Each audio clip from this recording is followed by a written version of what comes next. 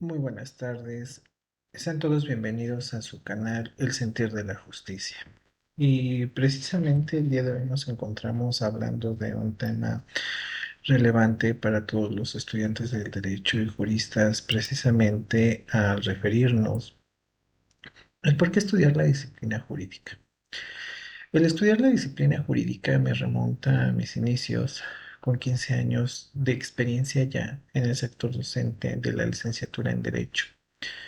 Tanto el sistema tradicional como el sistema ejecutivo en el sector privado, donde precisamente me ha tocado formar e instruir a los nuevos juristas. He de precisar que la vocación en la enseñanza es eso, un amor profundo por transmitir, formar y fortalecer a las nuevas generaciones.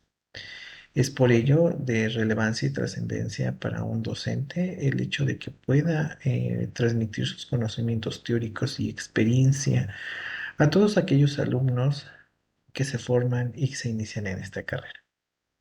Pero bueno, antes de dar inicio a esta tertulia del conocimiento, para mí es muy importante que nuestros próximos suscriptores nos sigan a través de nuestras dos redes sociales, principalmente a través de Facebook, donde nos puedes encontrar como Alejandro Reyes, el Sentir de la Justicia, y de igual manera en YouTube como @el Sentir de la Justicia RG. De igual manera, en esta pantalla viene nuestro código QR por si deseas seguirnos en Instagram. Ahora bien, en relación a esto es importante mencionar que cuando un estudiante en Derecho opta por la carrera como tal, raramente los primeros formadores, precisamente en sus primeras disciplinas como Introducción al Estudio del Derecho, Autoría General del Derecho, informan precisamente sobre el alcance y contenido de esta disciplina jurídica. Para ello hay que tener en cuenta lo siguiente. Para que se dé una relación de conocimiento entre el sujeto cognoscente y en el objeto por conocer, es muy importante que estos entren en relación, toda vez que viven en mundos y perspectivas totalmente diferentes. Para ello tenemos que el sujeto, pues bueno, vive en su esfera psicológica, mientras que el objeto precisamente vive en su mundo ontológico, en el mundo del ser. Y que precisamente el conocimiento nos va a generar esta relación entre sujeto y objeto. En relación a ello, es importante mencionar lo siguiente. Entonces, el proceso de conocimiento debemos entenderlo como la relación existente entre un sujeto conocente y un objeto por conocer. Ahora bien, de igual manera, hay que tener en conocimiento que entonces los elementos de conocimiento son tres: el sujeto cognoscente, el objeto por conocer y la relación que se da entre el sujeto cognoscente y el objeto por conocer. Ahora bien, estos elementos no son propios solamente de la ciencia del derecho, sino que son comunes a todas las áreas del conocimiento y a las ciencias específicas, no solamente a las ciencias humanistas. En relación a ello, nos permitemos hacer la primera interrogante. ¿Cómo es que el sujeto entra en contacto con este objeto por conocer a partir de lo que hemos mencionado? Bueno, principalmente va a tener el uso de sus sentidos para tener una relación de conocimiento entre el sujeto y el objeto por conocer. No obstante, los sentidos pueden llegar a ser un poco engañosos.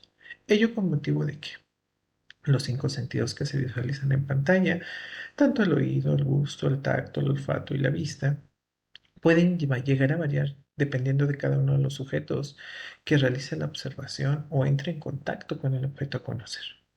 Pues es bien sabido que no para todos, en intensidad y grado, percibimos de la misma forma los sonidos, o los sabores, o las texturas, o los aromas, o peor aún, las imágenes.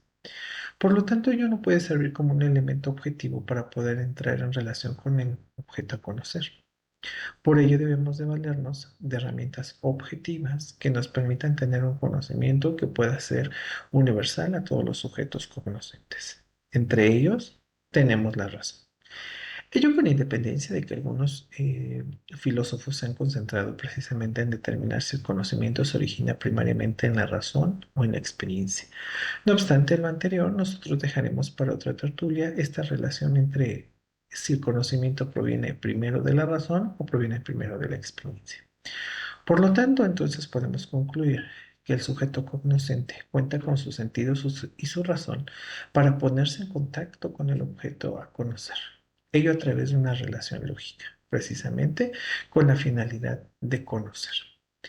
Ahora bien, nosotros cuando ingresamos a la carrera de la licenciatura en Derecho nos damos cuenta de que precisamente la madre de todas las ciencias es la filosofía, la ciencia de todas las cosas por sus primeras y últimas causas estudiadas a la luz natural de la razón. Y para ello tenemos aquí precisamente a la ciencia de la razón, la lógica jurídica, derivado de un híbrido entre la madre de todas las ciencias, la filosofía y la ciencia del derecho. Aunque el primer híbrido conocido entre filosofía y la ciencia del derecho, pues es precisamente la filosofía del derecho, que se va a caracterizar por una serie de ramas especializadas que nos van a llegar a tener un conocimiento profundo de nuestra disciplina jurídica. Puntualizando la última de las ciencias, la lógica del pensamiento correcto y verdadero, a su vez todavía se divide en lógica formal y material, dependiendo si se analiza el pensamiento correcto o se analiza el pensamiento verdadero. Para ello vamos a tener una serie de presentaciones adicionales donde vamos a poder seguir ahondando precisamente a través de estas disciplinas filosóficas y de donde su servidor podrá compartir precisamente algún presupuesto filosófico sustentado en el proyecto de investigación que realicé para obtener el grado de maestría, precisamente a través del presupuesto filosófico del pensamiento complejo.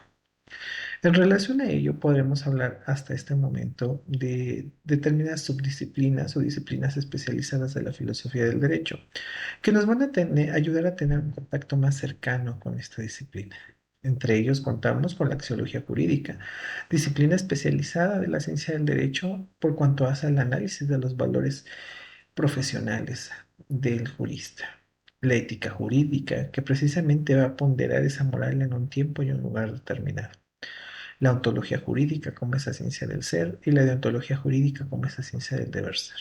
Ahora bien, de aquí tenemos un punto de partida demasiado relevante que el día de hoy no quiero dejar pasar por desapercibido. El estudio de la nociología jurídica, es decir, una ciencia estudiando la ciencia del derecho por cuanto hace a su aspecto científico y por cuanto hace a sus sistemas filosóficos, dividido en dos grandes elementos.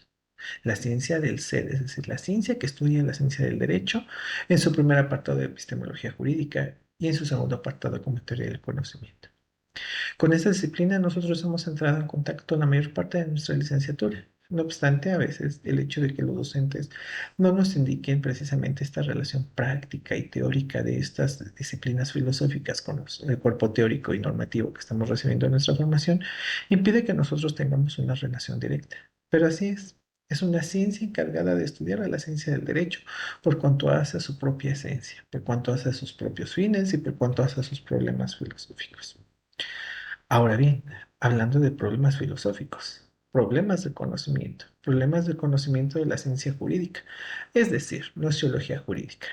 ¿Qué problemas filosóficos nosotros vamos a enfrentar durante el estudio de nuestra formación universitaria? Pues principalmente el primero, si es posible conocer. Claro que es posible conocer a la ciencia del derecho, si no, no se contaría con planes de estudio de esta carrera y sobre todo un cuerpo teórico ordenado de conocimientos sistematizados que nos permiten irnos acercando cada vez de una manera más teórica o práctica a cada una de las ramas especializadas de la ciencia del derecho. No obstante, conforme se vaya avanzando en la parte formativa de cada una de estas ciencias, principalmente en su división tricotómica en derecho público, derecho privado y derecho social, vamos a poder determinar cuál es el origen o la fuente del conocimiento. De igual manera, será importante determinar quién determina quién en esta relación del conocimiento. El sujeto conocente, es decir, el jurista, o el objeto por conocer, la esencia del derecho. ¿Quién determina quién? Cuatro, ¿cuántos tipos de conocimiento existen a partir de esta relación que se da entre sujeto y objeto? Finalmente, ¿cuál es el criterio de verdad que se habrá de utilizar para validar estos conocimientos de la ciencia del derecho? Y bueno, el día de hoy no quiero concluir esta sesión, sino precisamente retomar las preguntas iniciales que se formulan en una clase de introducción al estudio del derecho. ¿Qué es la ciencia del derecho? Podemos recurrir al sentido etimológico y para ello son auxiliares una asignatura que se utiliza o se cursaba en bachillerato denominada Etimologías Grecolatinas del Español, donde tenemos que precisamente derecho viene de la etimología directum, que significa lo correcto, lo adecuado, no apartarse del buen camino. y su némesis o su opositor, que precisamente es delinquere o el que se aparta del buen camino. También se ha estilizado que el derecho solamente es un conjunto de normas, es decir, como el resultado del proceso legislativo. No obstante, la ciencia del derecho es más compleja, como hoy lo hemos analizado a partir de su funcionalidad y su estructura a partir de la filosofía y de la ciencia híbrida conformada denominada filosofía del derecho. Ahora bien, todos los juristas siempre estamos en el camino de estudiar a esta ciencia como el tercer apartado, al contar con un conocimiento ordenado y sistematizado, a lo que denominamos doctrina, pero también contar con métodos propios, de los cuales tendremos oportunidad de dialogar acerca de cada uno de ellos. Y finalmente, un objeto de estudio plenamente delimitado que ninguna de las otras ciencias humanistas o sociales así lo contempla. Es interesante recorrer toda esta tertulia jurídica porque poco a poco iremos conociendo a través de estas pequeñas cápsulas un poco de las clases y del aspecto formativo de este servidor, que precisamente, como yo les comentaba al inicio, el servir y el formar es parte de la vocación del docente, porque esperamos que precisamente nuestra formación se transmita de generación en generación y con ello estos juristas superen a los que el día de hoy formamos.